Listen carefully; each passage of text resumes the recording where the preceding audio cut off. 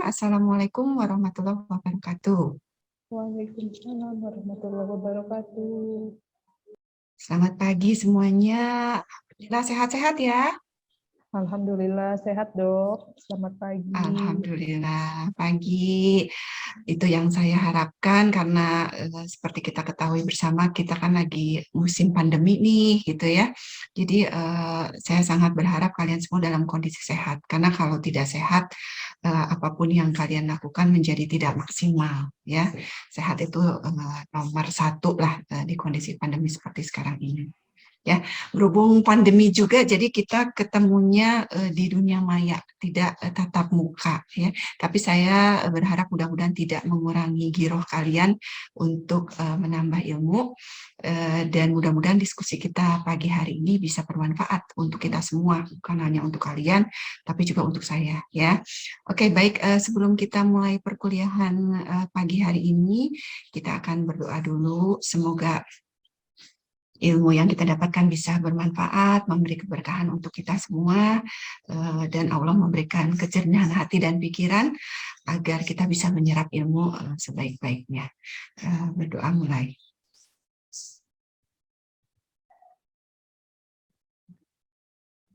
Amin ya Rabbal Alamin.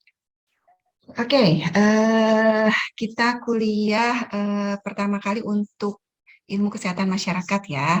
Jadi sebelum kita mulai kuliah atau saya memaparkan materi, saya akan menjelaskan dulu mengenai do and don'ts-nya, apa saja yang akan kita sepakati sepanjang perkuliahan kita dalam semester ini, dan ini masih open ya sifatnya, jadi kalian boleh memberikan pendapat kalau ada yang tidak setuju ya. Saya izin share screen dulu.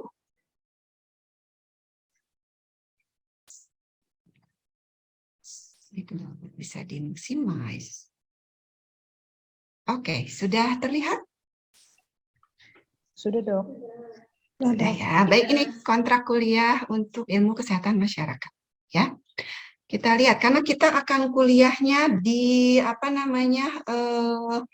dunia maya atau di online. Jadi saya sudah membuat kelas di Edmodo ya.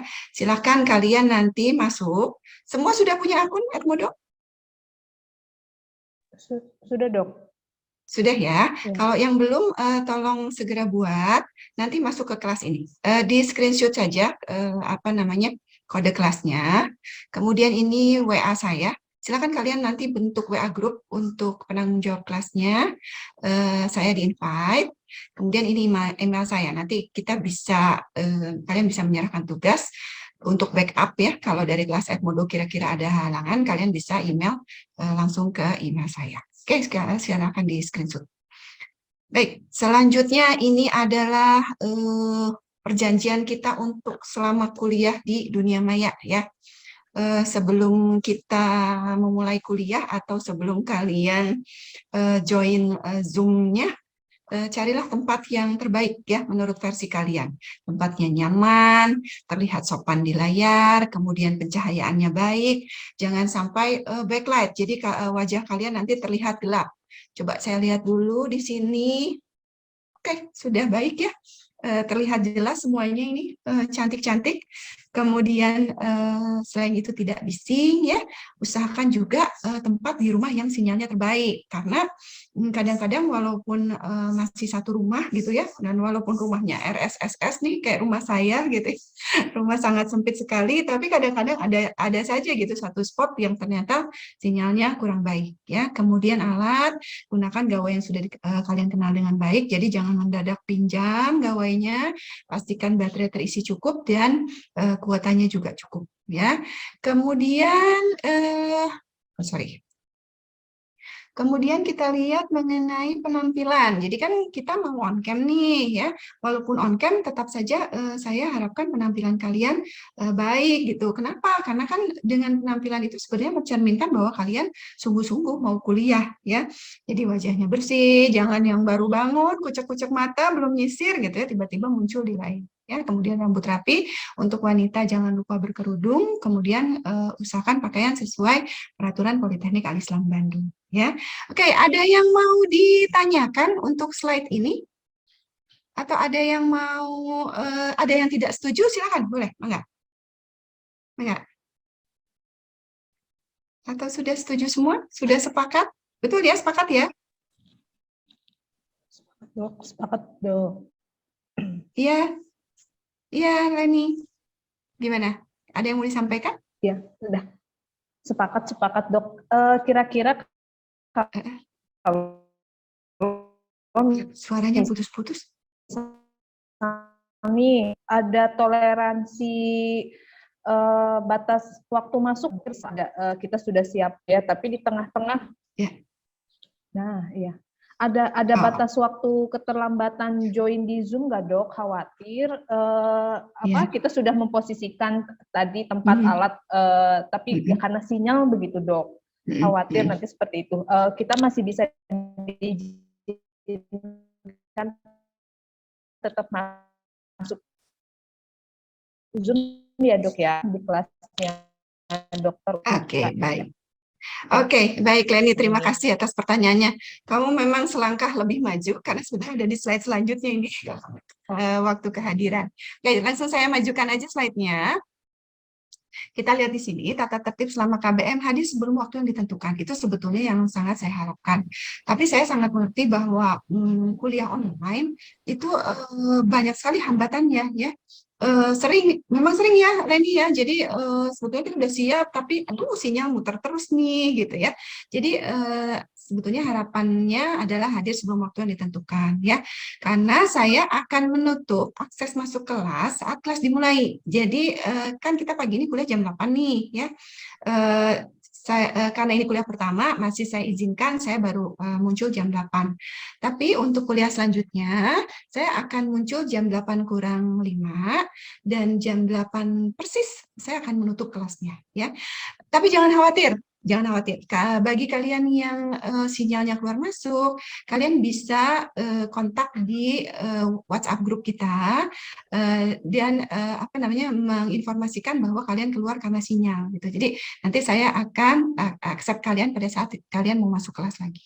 Seperti itu, ya. Jadi jangan khawatir. Tapi saya tidak mentolerir keterlambatan, ya. Kalau benar-benar terlambat karena hal yang alasan yang tidak dapat diterima, itu saya tidak bisa mengizinkan kalian masuk lagi ke kelas, gitu, ya. Itu jelas, Leni? Jelas dok, terima kasih. Ya, baik, terima kasih. Ada yang mau bertanya lagi? Tidak ada. Baik, kita lihat ya, ini menyalakan video atau menampilkan wajah. Mohon maaf, ini saya agak kurang sebetulnya, terkendala dengan jaringan, sinyal, dan juga kuota ya. Siapa yang apa namanya mungkin terbatas, boleh mematikan video saat saya memberikan pemaparan. Tapi pada saat sesi diskusi, saya mohon bisa on kamera lagi ya.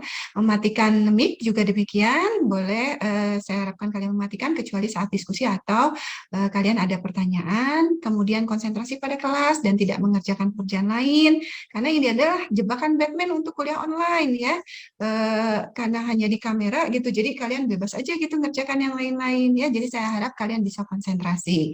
Kemudian meminta izin melalui chat room jika ada keperluan penting, ke toilet dan sebagainya, atau juga yang tadi ya, kalau kalian kemudian tiba-tiba terputus, bisa menyampaikan melalui PJ-nya atau juga melalui WA Group. Kemudian, nah ini, memberitahu host via chat WA jika jaringan terputus. Ya, saya kira ini sudah cukup jelas ya untuk tata tertib ini. Kita akan lanjutkan. Nah ini ya, penilaian. Ini kalian perhatikan ya, penilaian ya. Absensi minimal kehadiran 80% ya. Apa namanya, yang kurang dari 80% tidak diperkenankan untuk mengikuti ujian, ya, baik ujian ke tengah semester maupun ujian akhir semester, ya. Jadi tolong diperhatikan, kalau kita 14 kali pertemuan, berarti dihitung 20%-nya berapa kali? Paling hanya 2 kali lah kalian boleh tidak hadir, ya. Misalnya 80% kalian harus hadir. Kemudian ini bobot penilaiannya, UTS 30%, UAS 40%, tugas 20%, aktivitas dan kehadiran 10%. Untuk kehadiran ini dari absensi nanti akan kita perhitungkan ya. Kemudian untuk aktivitas saya akan mencatat setiap kali kuliah dalam sesi diskusi dan tanya jawab, saya akan mencatat siapa yang bertanya, siapa yang menjawab, itu ada catatannya. Dan setiap kali kuliah nanti ada penilaian aktivitasnya. Nanti kita rata-ratakan di akhir pada saat penilaian akhir. Ya, seperti itu. Ada pertanyaan di sini? Ada yang mau bertanya? Biasanya tentang kehadiran.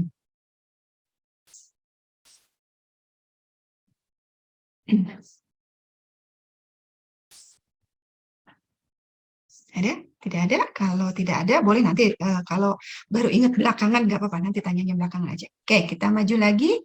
Jadi jangan lupa ya, itu 80%. Baik, ini buat kelompok, ya. Nanti bisa diatur oleh penanggung jawabnya, bisa menghubungi saya. Kemudian ini ada kuis, pretest. Nanti kita kerjakan di belakang ya. Pretestnya nanti saya share lagi screen kodenya. Kita skip dulu karena saya mau melanjutkan dulu mengenai kontrak kuliahnya. Ini RPS kita ya. Jadi ada 14 kali pertemuan sebelum UTS dan setelah UTS.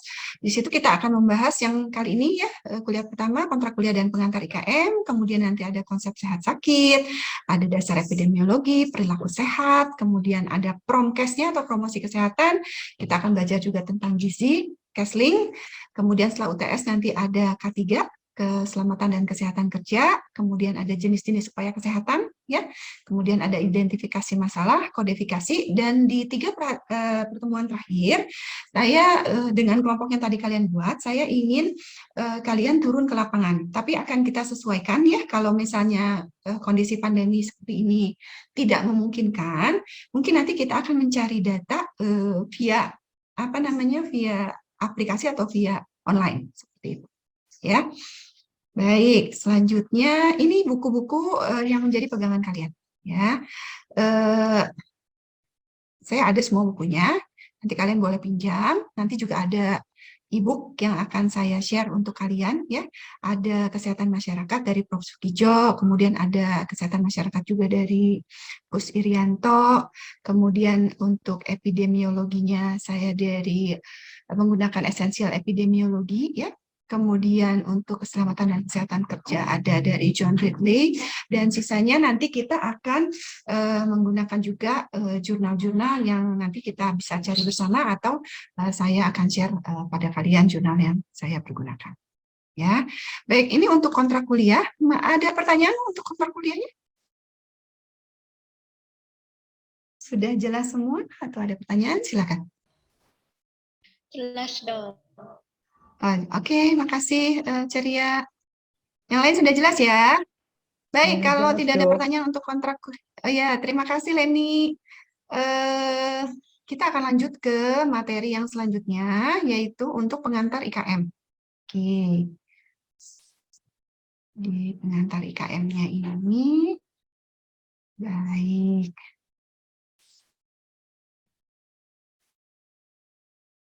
Oke, ini tentang pengantar IKM. Ya, sudah terlihat semua slide-nya? Sudah, Dok. Sudah ya. Baik, kita akan melihat apa sih ilmu kesehatan masyarakat itu. Penasaran nggak sama ilmu kesehatan masyarakat? Coba saya mau tanya dulu nih, dari yang hadir di sini, Ceria, pernah dengar nggak ilmu kesehatan masyarakat? Apa ya ilmu kesehatan masyarakat itu? Pernah, Dok. Mungkin yang pernah saya baca kesehatan masyarakat adalah ya upaya kesehatan yang melibatkan masyarakat khususnya. Jadi berbeda dengan kedokteran. Kalau kedokteran kan individu, kalau dan masyarakat adalah melibatkan masyarakat. Permasalahan kesehatan yang khususnya ada di masyarakat. Mungkin seperti itu, Dok. Oke. Wah, hebat sekali, ini baru sekali bertanya, ternyata jawabannya langsung tepat. Bagus ya Ceria ya, tepat sekali jawabannya. Jadi ilmu kesehatan masyarakat itu adalah ilmu yang melibatkan masyarakat. Berbeda dengan apa ya, ilmu kesehatan individual mungkin ya, ilmu kesehatan individual di mana fokusnya itu pada orang per orang gitu ya, lebih ke arah pengobatan misalnya ya. Kalau untuk ilmu kesehatan masyarakat itu fokusnya itu langsung kepada kelompok masyarakat dan biasanya sifatnya ke arah promotif dan preventif ya. Tepat sekali seperti itu ya. Di sini ada definisi public health. Ini sudah lama sekali ya, cukup jadul, tapi masih kita pakai sampai sekarang ya. Ini dibuat oleh Winslow ya pada tahun 1920 ya. Di sini definisinya cukup panjang ya. Coba kalian screenshot ya. Nah, ini nggak akan saya jelaskan. Kalian screenshot, nanti ini menjadi tugas pertama kalian untuk menerjemahkan ya, dan nanti kalian setorkan di Edmodo. Saya akan buat atau saya akan assign apa namanya tugasnya di Edmodo. Kalian setorkan terjemahannya saja. Ya. Oke. Baik. Kita lanjut. Inilah pilar utama kesehatan masyarakat. Kita akan melihat mengenai pilar-pilar kesehatan masyarakat. Jadi nanti kita akan mempelajari epidemiologi, biostatistik, manajemen kesehatan masyarakat, pendidikan dan perilaku kesehatan, kesehatan kerja, gizi masyarakat, dan kesehatan lingkungan. Ya. Ini selanjutnya adalah kita akan bicara mengenai sejarah. Nah, ini adalah sejarah dari kesehatan masyarakat. Ada dua aliran, yaitu Asklepios dan Hygieia. Baik, ini ada pre-scientific period, di mana zaman dahulu kala kita melihat di Mesir, Yunani, Roma itu sudah menerapkan prinsip-prinsip kesehatan masyarakat. Ya. Ini adalah pergeseran paradigma sebelum adanya kesehatan masyarakat dan setelah ada kesehatan masyarakat. Ya, dari miasma menjadi germ. Ya, oke. Kemudian ini kita lihat ciri-ciri scientific period seperti apa dan apa namanya penanda kebangkitan dari scientific period ini. Oke, kemudian ini awal mulanya kesehatan masyarakat di Indonesia ya, dimulai pada abad ke-16.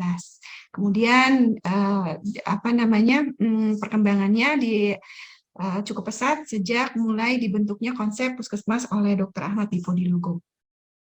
Lalu ini adalah core function dari public health services ya. Ada 8 core function yang kita bahas di sini. Nanti kita baca satu persatu. Ini masih core function-nya, apa saja yang dilakukan dalam tiap core function tersebut.